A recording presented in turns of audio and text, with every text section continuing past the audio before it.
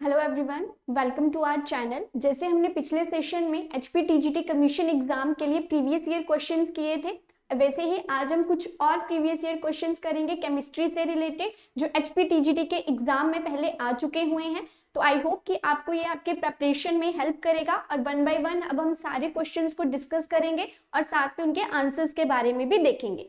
तो सबसे पहले first question, the number of moles in 0.64 gram of sulfur dioxide, कि सल्फर डाइऑक्साइड में जो आपको 0.64 दिया हुआ है उसमें कितने नंबर ऑफ मोल्स प्रेजेंट है। तो आपको पता है नंबर ऑफ मोल्स निकालने के लिए आपके पास क्या फॉर्मूला होता है,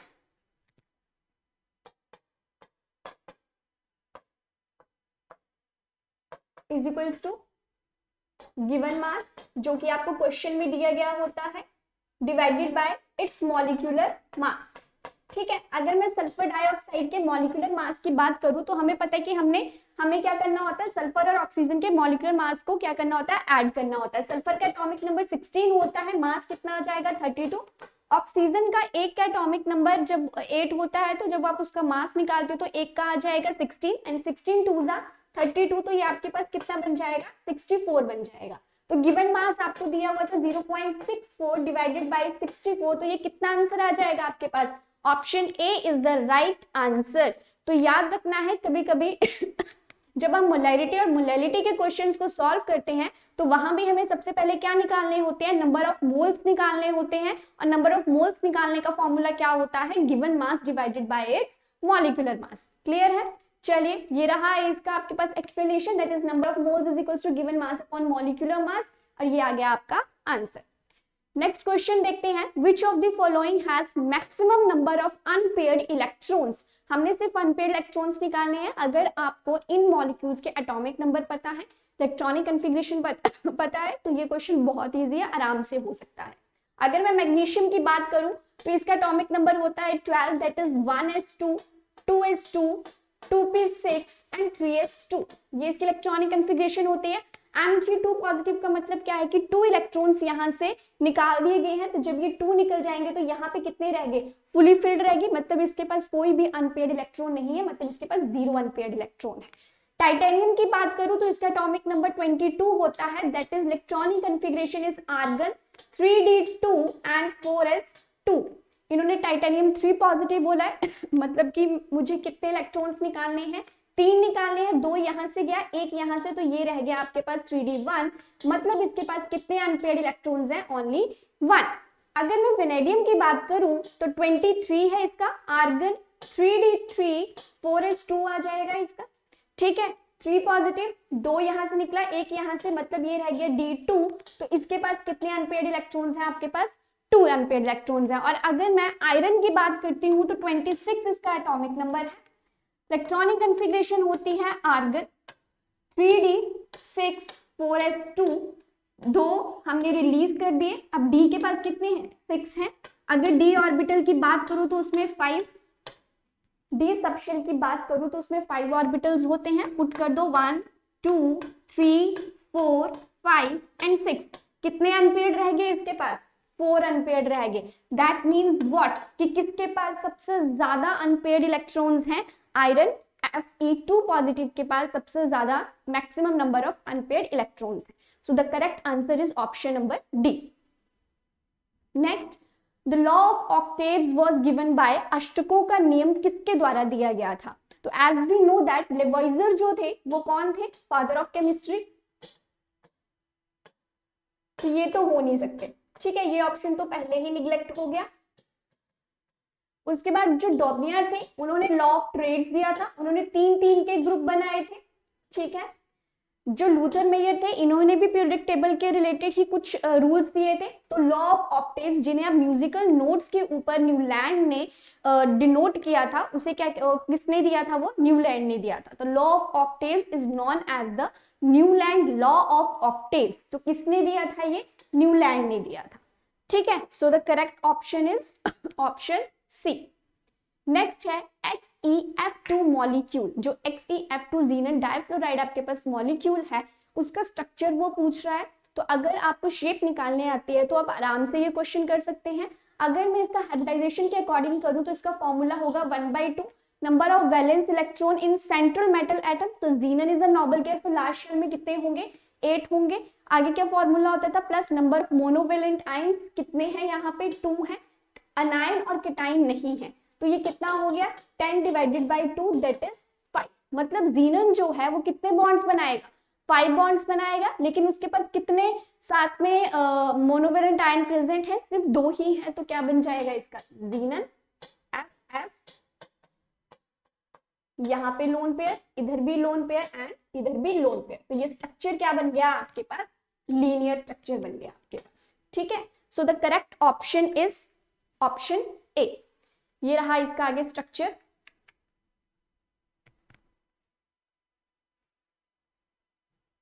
answer A.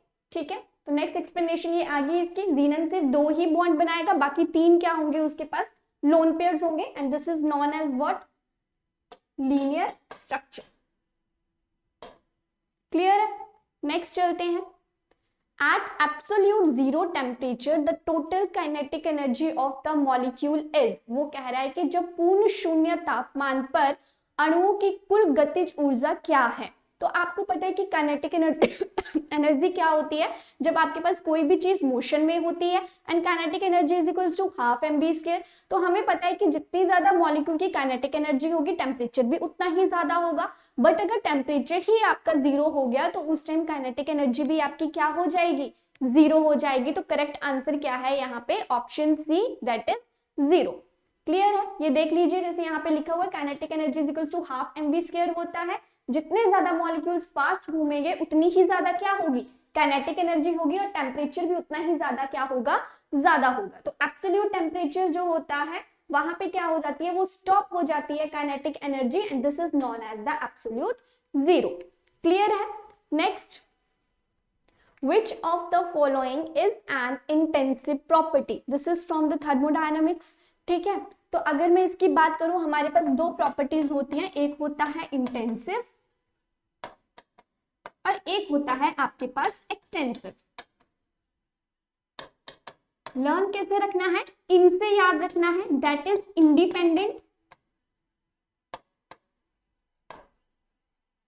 Independent from amount of substance.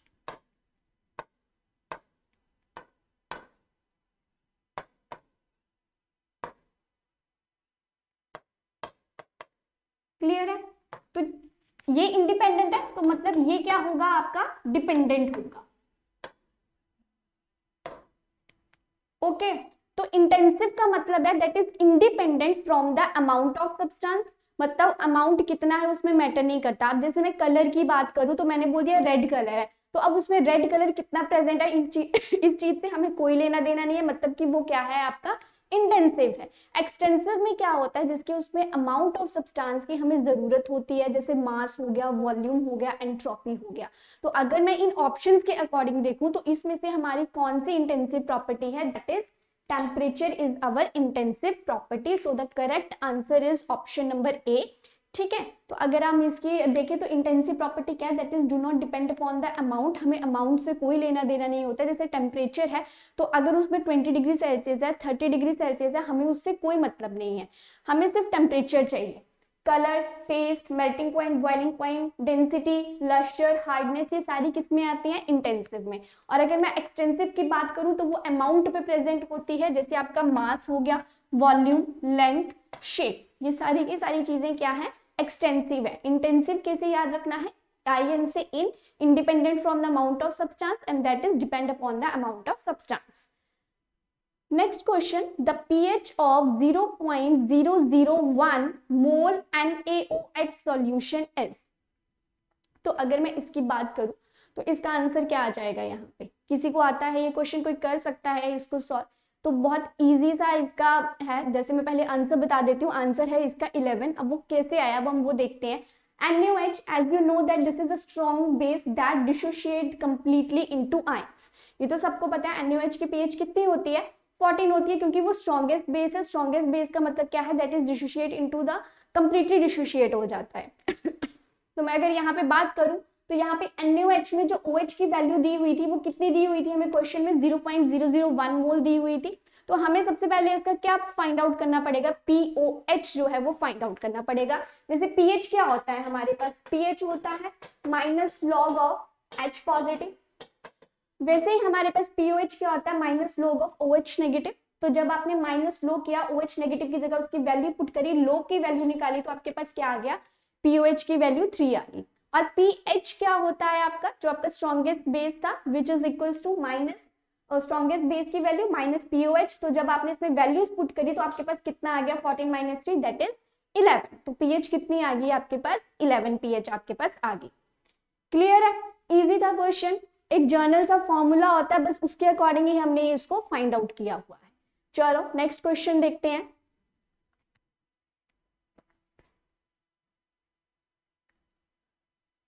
अब वो आगे कह रहा है carbon is in the lowest oxidation state, carbon इसमें से सबसे कम ऑक्सीकरण अवस्था में है।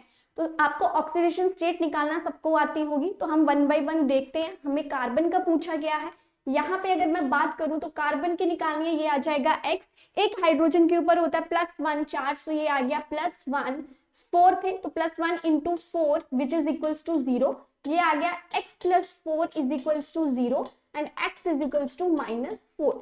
तो मीथेन की ऑक्सीडेशन स्टेट कितनी आ रही है आपके पास, -4। अगर मैं CCl4 की बात करूं तो यहाँ पे कितना आ जाएगा, x माइनस एक Cl के ऊपर नेगेटिव होता है तो 4 है, तो x - 4 is equals to 0 that is x is equals to 4 आ जाएगा। इसकी बात करूं तो x - 4, क्योंकि एक फ्लोरीन के ऊपर भी -1 चार्ज होता है, तो ये भी आ गया x इज इक्वल्स टू 4।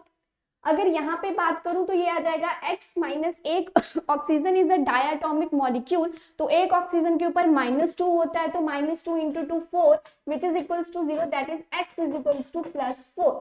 तो सबसे कम किसमें है, मीथेन में है, बिकॉज इट इज -4। तो इसका करेक्ट आंसर आपके पास क्या आ जाएगा, -4 will be your right answer.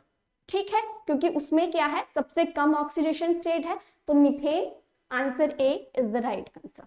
Next question, the most electropositive metal is, सबसे इलेक्ट्रोपॉजिटिव धातु कौन सी है, बेरियम, रुबिडियम, सोडियम या सीजियम। इलेक्ट्रोपॉजिटिव करेक्टर क्या होता है कि प्लस चार्ज जो है वो किस में ज्यादा होता जा रहा है।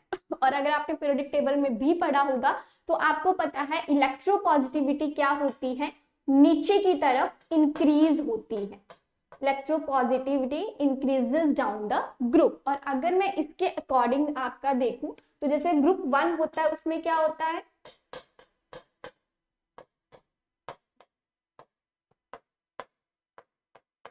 ये ग्रुप 1 के एलिमेंट्स हैं, hydrogen, lithium, sodium, potassium, rubidium, caesium and francium.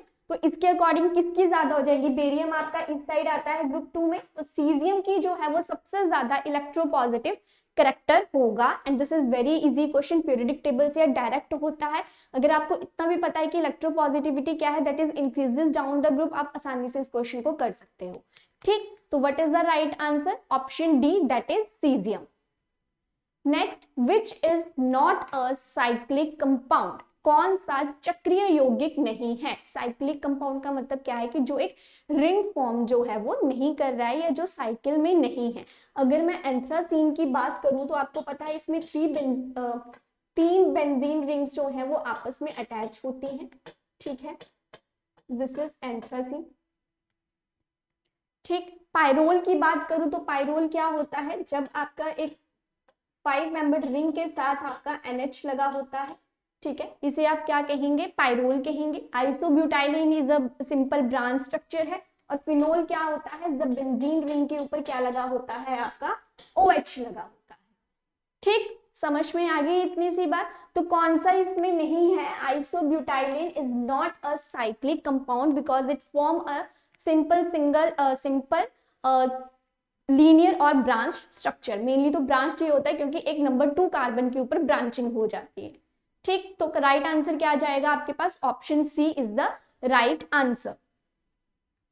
Next, optical isomerism is shown by. अगर अब मैं ऑप्टिकल आइसोमेरिज्म की बात करूं तो इसमें हम क्या देखते हैं, सुपर इम्पोजिबल और non super imposable mirror images देखते हैं।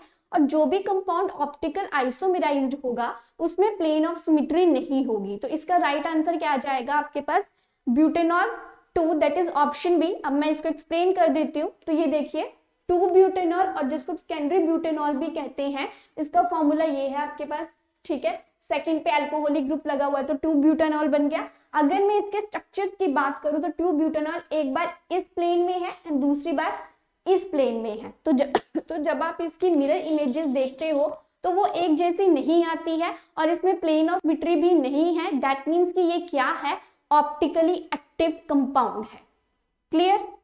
तो ऑप्टिकल एक्टिव कंपाउंड में हम इनैंशियोमर्स को भी देखते हैं, super imposable non super imposable को भी देखते हैं, मिरर इमेजेस को भी देखा जाता है और प्लेन ऑफ सिमेट्री को भी देखा जाता है। तो ऑप्टिकली एक्टिव कौन होता है? जो प्लेन ऑफ पोलराइज लाइट को रोटेट कर देता है, ठीक है। तो यहाँ पे प्लेन ऑफ सिमेट्री नहीं है, इसलिए ये क्या है, ऑप्टिकली एक्टिव कंपाउंड है। Next, Beilstein test is used for the detection of. Beilstein के परीक्षण का उपयोग किसकी पहचान के लिए किया जाता है? Phosphorus, halogen, sulphur, nitrogen. Direct question है, फैक्ट बेस्ड है। अगर आपको पता है तो आप इसको टिक कर सकते हो, अदरवाइज इसमें अगर तुक्का मारोगे तो गलत हो जाएगा। क्योंकि बिल्स्टीन टेस्ट किसके लिए किया जाता है? इसमें होता क्या है, आप एक नॉन लुमिनियस बॉडी लेते हो, मतलब जिसके पास अपनी लाइट नहीं है, जैसे आपने फ्लेम ले ली, एक कॉपर की वायर लोगे, उसको जो है हीट करोगे, कौन सी ग्रीन कलर की फ्लेम निकलेगी। और जैसे ही जब आप उस कॉपर की वायर को डिप कर दोगे किसी हलाइड सॉल्यूशन में, तो आपके पास कैसी फ्लेम आएगी? फिर से ग्रीनिश ब्लूइश कलर की फ्लेम आएगी। And this is the indication and the positive result for the halogens. तो याद रखना है कि बिल्स्टीन टेस्ट किसके लिए किया जाता है? हैलोजेंस के लिए किया जाता है। So the correct answer is option B, that is halogens.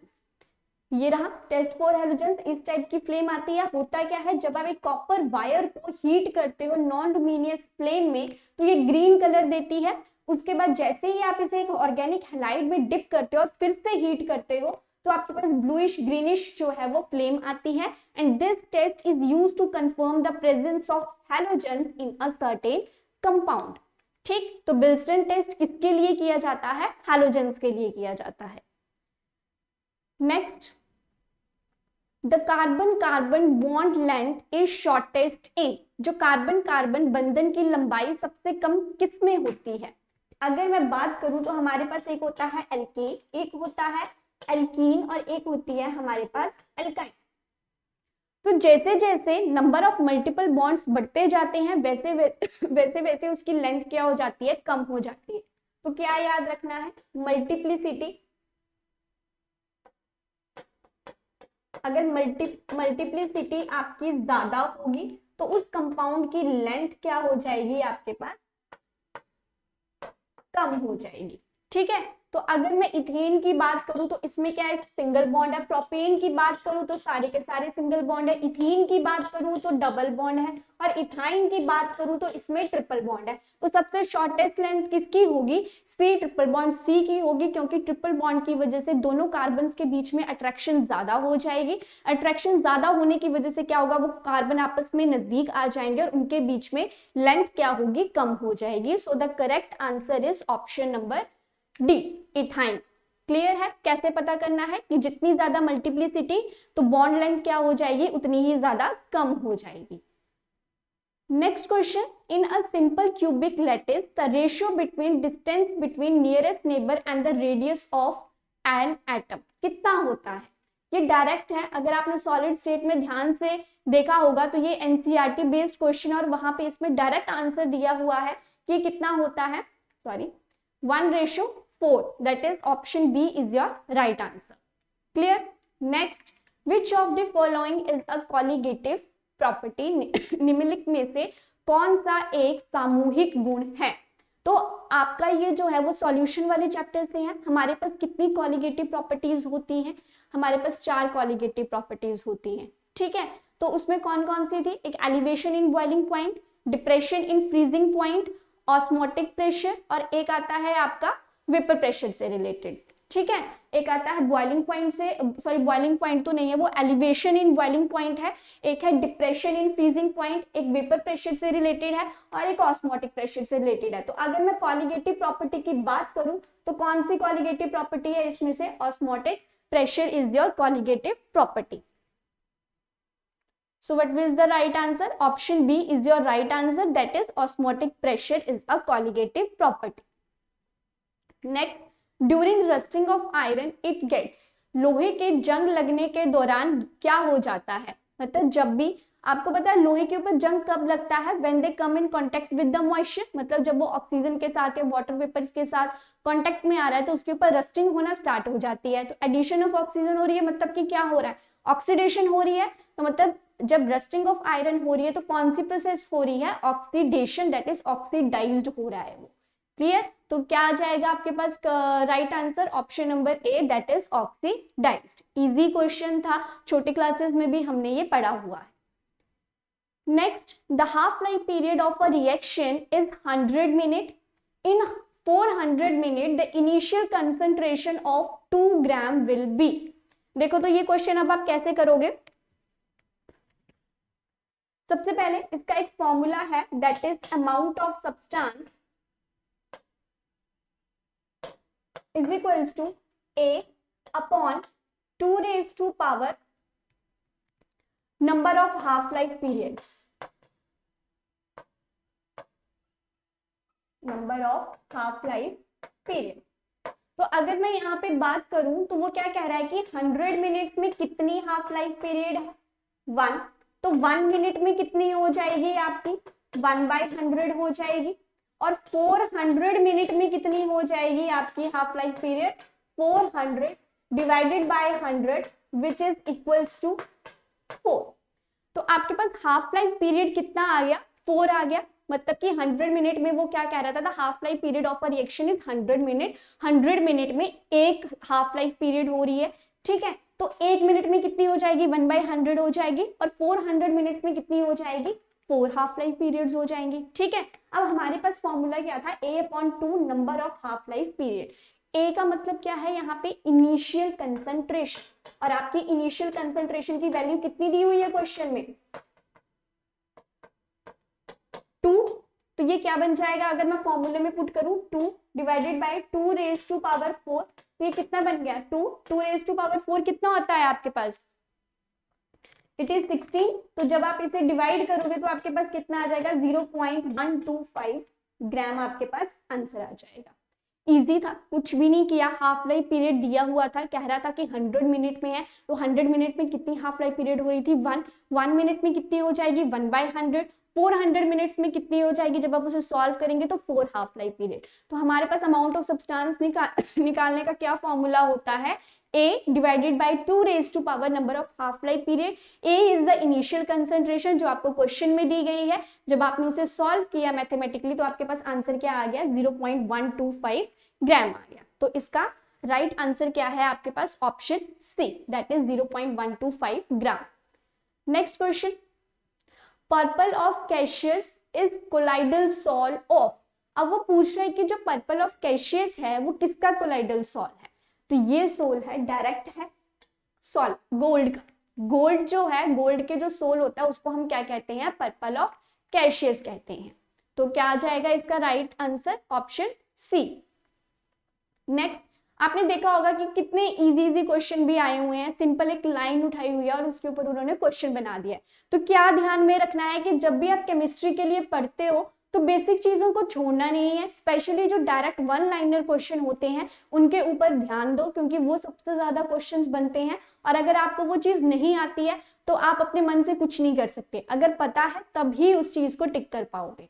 Clear? Next है, कॉपर इज रिफाइंड बाय. तांबा किसके द्वारा परिष्कृत किया जा सकता है? तो ऑप्शन है स्मेल्टिंग के द्वारा, रोस्टिंग के द्वारा, इलेक्ट्रोलिटिक मेथड के द्वारा या heating in a blast furnace. तो इसका डायरेक्ट आंसर आपने इलेक्ट्रोकेमिस्ट्री में देखा भी होगा कि हम एक साइड जिंक की रोड यूज करते हैं, एक साइड कॉपर की रोड को यूज करते हैं.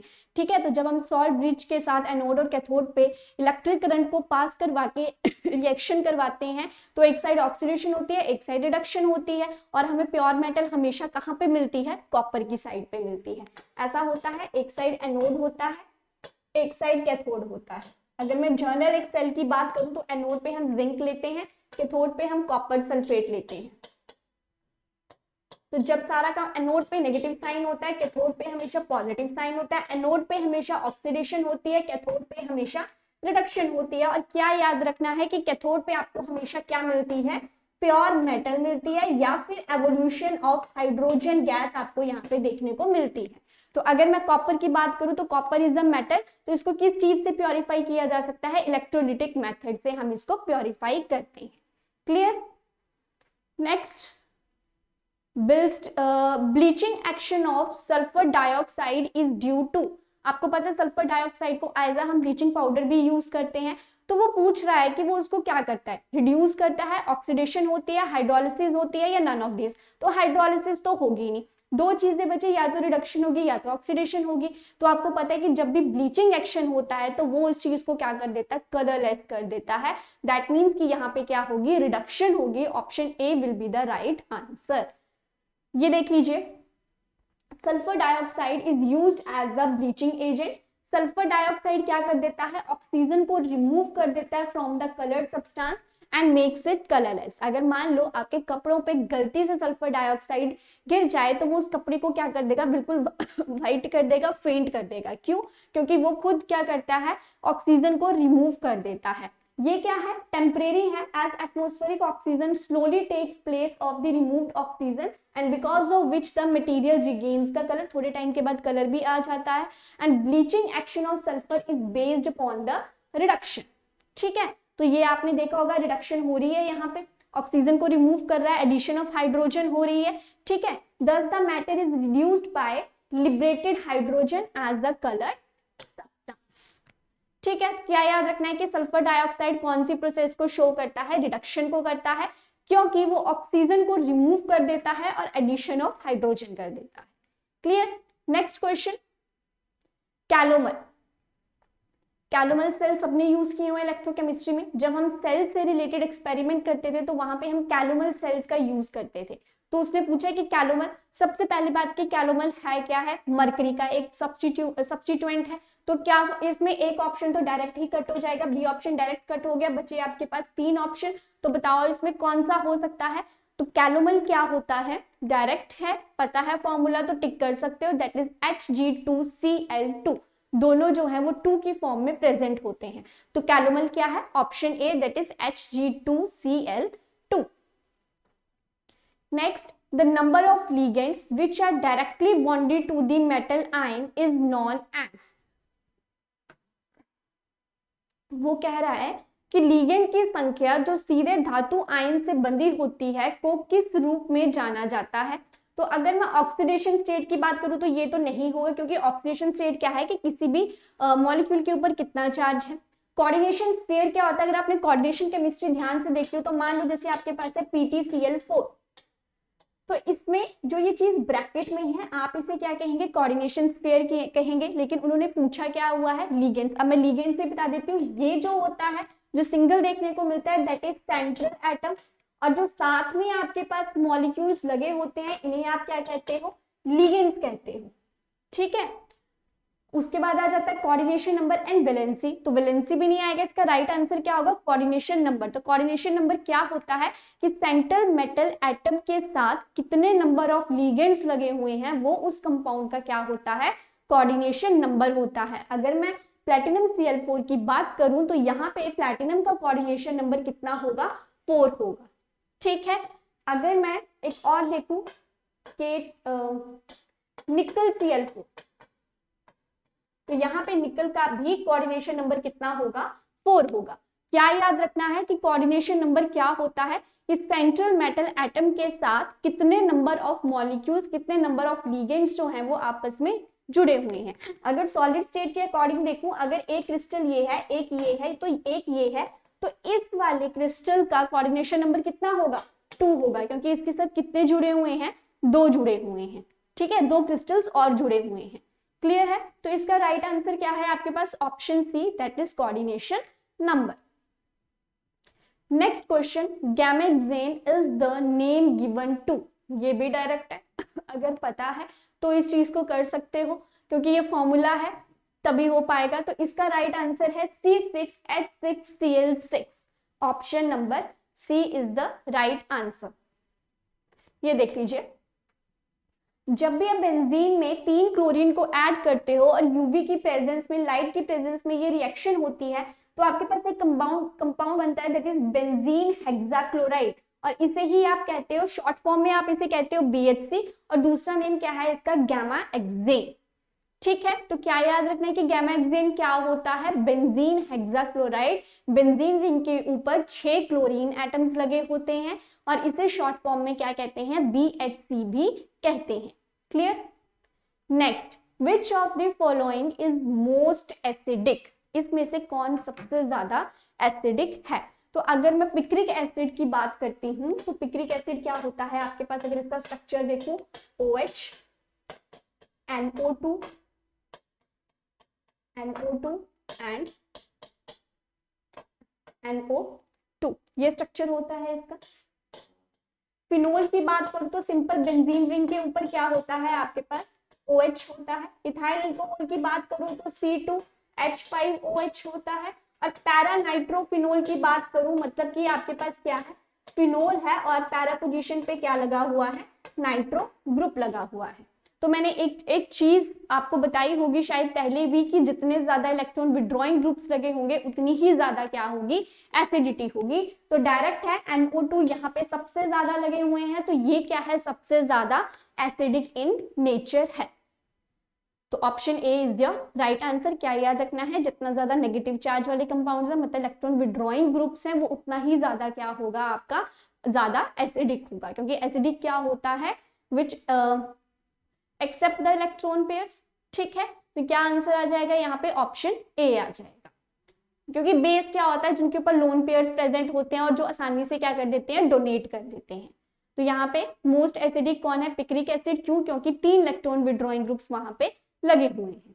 Next question, which of the following is hypnotic. ये क्वेश्चन जो है वो chemistry in everyday life chapter से है, जहां पे आप थोड़ा बहुत दवाइयों के बारे में आपको नॉलेज होना जरूरी है कि हिप्नोटोनिक किसे कहते हैं। हिप्नोटोनिक होता है जो आपकी स्लीप को अच्छा करता है। अगर कई लोग हैं जिनको नींद नहीं आती है, अगर वो हिप्नोटोनिक लेते हैं तो उन्हें नींद जो है वो अच्छे से आना शुरू हो जाती है। ये काइंड ऑफ आप इसे कह सकते हो कि ये स्ट्रेस रिलीफ है। तो ऑप्शन दे, एसिटाल्डिहाइड, पैराल्डिहाइड, मेटाल्डिहाइड या फॉर्माल्डिहाइड। तो इसका राइट आंसर है आपके पास option B, that is paraldehyde is known as the hypnotonic. ये देख लीजिए, हिप्नोटोनिक क्या होती हैं, ऐसी दवाइयां हैं जो किस चीज में हेल्प करती हैं, improve the quality of sleep, नींद आने में हेल्प करती हैं, and to reduce the wakefulness during the sleep. तो पैराल्डिहाइड जो है वो किसका साइक्लिक ट्राइमर है, एसिटाल्डिहाइड मॉलिक्यूल का, एंड इट इज हिप्नोटोनिक। ठीक, तो क्या याद रखना है कि हिप्नोटोनिक क्या होते हैं, ऐसी दवाइयां जो नींद आने में हेल्प करती हैं। और इसका क्या आंसर था, paraldehyde, that is the timer of the acetaldehyde molecule. Next question, aniline is purified by. Aniline क्या होता है, जब बेंजीन रिंग के ऊपर आपको NH2 देखने को मिलता है तो उसको आप क्या कहते हो, एनिलीन कहते हो। तो वो पूछ रहा है कि ये फ्रैक्शनल डिस्टिलेशन से अलग होगा, सिंपल डिस्टिलेशन से अलग होगा या स्टीम डिस्टिलेशन से अलग होगा। तो मैं आपको बता दूं, फ्रैक्शनल डिस्टिलेशन क्या होता है, जब 2 लिक्विड्स हैं आपस में मिक्सिबल है और उनके बॉइलिंग पॉइंट में सिर्फ 10 डिग्री सेल्सियस का या उससे भी कम डिफरेंस है, तब हम जिस मेथड का यूज करते हैं उसे फ्रैक्शनल डिस्टिलेशन कहते हैं। जैसे अगर आप पेट्रोलियम की रिफाइनिंग करते हो तो वो किस चीज से होती है, फ्रैक्शनल डिस्टिलेशन से होती है। सिंपल डिस्टिलेशन का मतलब है कि कोई 2 लिक्विड्स हैं आपस में प्रॉपर्ली मिक्सिबल है लेकिन उनके बॉइलिंग पॉइंट में डिफरेंस बहुत ज्यादा है, तब हम सिंपल डिस्टिलेशन का यूज करते हैं कि हमने 2 लिक्विड लिए, उनको बॉइल करना स्टार्ट किया, जब फर्स्ट का बॉइलिंग पॉइंट आ गया तो वो वेपराइज होना शुरू हो जाएगा, हम उसे कंडेंसर में कलेक्ट कर लेंगे और फिर हम सेकेंड वाले को कलेक्ट कर लेंगे। और स्टीम डिस्टिलेशन जो है वो steam distillation is used for the purification of aniline. तो इसका राइट आंसर क्या है, सी पार्ट है। अब देख लो, सबसे पहली बात तो केमिकल फॉर्मूला क्या है इसका, C6H5NH2। क्यों ऐसा है, क्योंकि इट इज स्टीम वोलेटाइल, जल्दी उठ जाता है एंड ये पानी में क्या होता है, इनसॉल्युबल होता है। तो आपको पता है the process of separation composed of water and other volatile minerals is known as the steam distillation. NH2 क्या है, बहुत ज्यादा वॉलेटाइल है, तो जैसे ये उड़ना स्टार्ट होता है हम इसे कंडेंसर में कलेक्ट कर लेते हैं और इस तरीके से हम इसको क्या कर लेते हैं, प्योरीफाई कर लेते हैं। That is why it is purified bye steam distillation process. Clear है? तो ये चीज आप देख लेना, ये शायद कई लोगों ने प्रैक्टिकल्स भी किए होंगे जब हम रिफ्लक्सिंग करते थे और कंडेंसर में वेपर्स को कलेक्ट करते थे। तो एनिलीन किस चीज के द्वारा प्योरीफाई होता है? स्टीम डिस्टिलेशन प्रोसेस से। Next question, hydrolysis of sugar is called, चीनी की हाइड्रोलिसिस को क्या कहा जाता है? मैच्यूरेशन, सपोनिफिकेशन, इन्वर्जन या डीएस्ट्रिफिकेशन? तो डीएस्ट्रिफिकेशन तो नहीं होगा क्योंकि वहां पे हम एस्टर की डीएस्ट्रिफिकेशन करते हैं। सपोनिफिकेशन क्या होता है? सोप के केस में करी जाती है। मैच्यूरेशन बायोमोलिक्यूल्स के केस में करी जाती है। तो hydrolysis of sugar is known as the inversion, जिसमें जब शुगर के अंदर आप वाटर ऐड करते हो तो आपके पास ग्लूकोज और फ्रक्टोज बनते हैं, दैट इज डेक्स्ट्रो और laevorotatory, that is why it is known as inversion. ठीक, तो ये देख लीजिए, हाइड्रोलिसिस ऑफ सुक्रोज मतलब sugar to give glucose and fructose, सबसे पहले तो वो क्या देते हैं? ग्लूकोज एंड फ्रक्टोज देते हैं, उसको हम क्या कहते हैं? इन्वर्जन कहते हैं। And the hydrolysis of sugar जब करेंगे तो आपके पास या तो डेक्स्ट्रो कंपाउंड बनेगा, डेक्स्ट्रो का मतलब क्या है कि वो राइट की तरफ मूव करेगा और लीवो का मतलब होता है लेफ्ट की तरफ, and the product name as invert sugar. ये देख लीजिए, ये शुगर है, एंजाइम की प्रेजेंस में जब हमने इसको हाइड्रोलाइज किया, पानी के साथ रिएक्ट करवाया, तो आपके पास एक ग्लूकोज बन रहा है, एक आपके पास क्या बन रहा है? फ्रक्टोज बन रहा है। तो जब भी आप सुक्रोज है जो खुद एक डेक्स्ट्रोरोटेटरी है, जब आपने उसकी हाइड्रोलिसिस की, ग्लूकोज बना, फ्रक्टोज बना। Glucose is what? Dextrorotatory, and fructose is what? Laevorotatory. ठीक है, तो इस चीज को हम क्या कहते हैं? इन्वर्जन कहते हैं। तो hydrolysis of sugar is known as inversion. Clear? Next, plexiglass is a commercial name of, ये पॉलीमर वाले चैप्टर से है। ठीक है, तो वो पूछ रहे कि प्लेक्सीग्लास जो होते हैं वो किसके बने होते हैं? ग्लिप्टल के, पॉलीमिथाइल मिथ एक्राइलेट के, पॉली एक्राइलोनाइट्राइल के, या पॉली इथाइल एक्राइलेट के? तो इसका करेक्ट आंसर है आपके पास option B, that is polymethyl meth acrylate. Clear? क्यों ऐसा है? क्योंकि ये है आपका प्लेक्सीग्लास। ठीक है, तो plexiglass is a commercial name of polymethyl meth acrylate, और आप इसे PMMA भी बोलते हैं।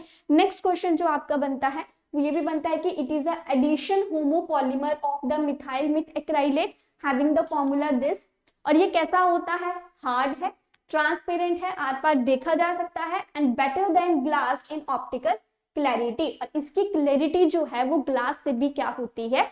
अच्छी होती है। तो क्या याद रखना है कि प्लेक्सीग्लास जो है वो एडिशनल पॉलीमराइजेशन से बना हुआ है। किसकी एडिशन पॉलीमराइजेशन हुई है? PMMA की, that is polymethyl meth acrylate की। कैसा है? हार्ड है, ट्रांसपेरेंट है, और बेटर देन ग्लास है इन ऑप्टिकल क्लैरिटी में। Clear? Next, equanil is antibiotic, tranquilliser, antiseptic या एनाल्जेसिक? तो आपको पता है एंटीबायोटिक क्या होता है? जो माइक्रो ऑर्गेनिजम्स की ग्रोथ को स्टॉप कर देता है और उन्हें आगे नहीं बढ़ने देता है। जब आप बीमार होते हो तो आपको दवाई के साथ हमेशा एक एंटीबायोटिक दिया जाता है। फर्स्ट एंटीबायोटिक कौन सा था? पेनिसिलिन था, जिसे अलेक्जेंडर फ्लेमिंग ने डिस्कवर किया था। अगर मैं बात करूं एंटीसेप्टिक की, तो वो क्या होता है कि ये माइक्रो ऑर्गेनिजम्स जो होते हैं, ये जितने भी आपके एक्स्ट्रा कीटाणु हैं, उनकी ग्रोथ, एंटीबायोटिक में याद रखना है कि वो ग्रोथ को रोकता है, और एंटीसेप्टिक में क्या होता है कि वो माइक्रो ऑर्गेनिजम्स को किल कर देता है, उन्हें वहीं पे स्टॉप कर देता है। ठीक है, एनाल्जेसिक्स जो है वो पेन रिलीफिंग के टाइम पे दिए जाते हैं, और ट्रैंकुलाइजर्स क्या होते हैं? जैसे कि आपका इक्वानिल हो गया।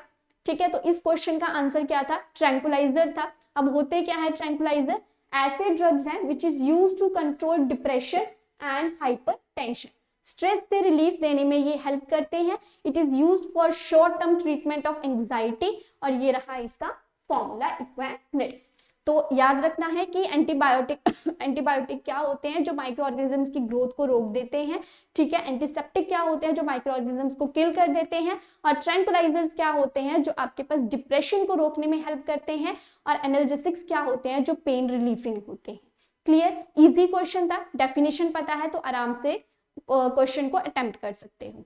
तो आज के सेशन में इतने ही PYQs थे, इतने ही PYQs थे केमिस्ट्री के जो पहले के HPTGT एग्जाम में आ चुके हैं। आई होप कि आपको ये क्वेश्चन हेल्प करेंगे और आपको ये चीजें अच्छे से समझ में आ गई होंगी।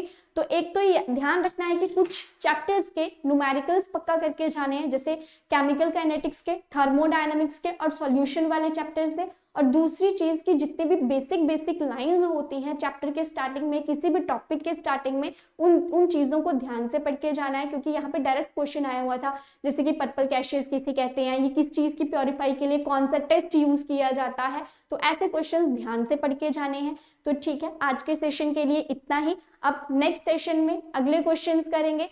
तब तक के लिए आप अच्छे से पढ़ते रहिए और all the best for your exam. Thank you.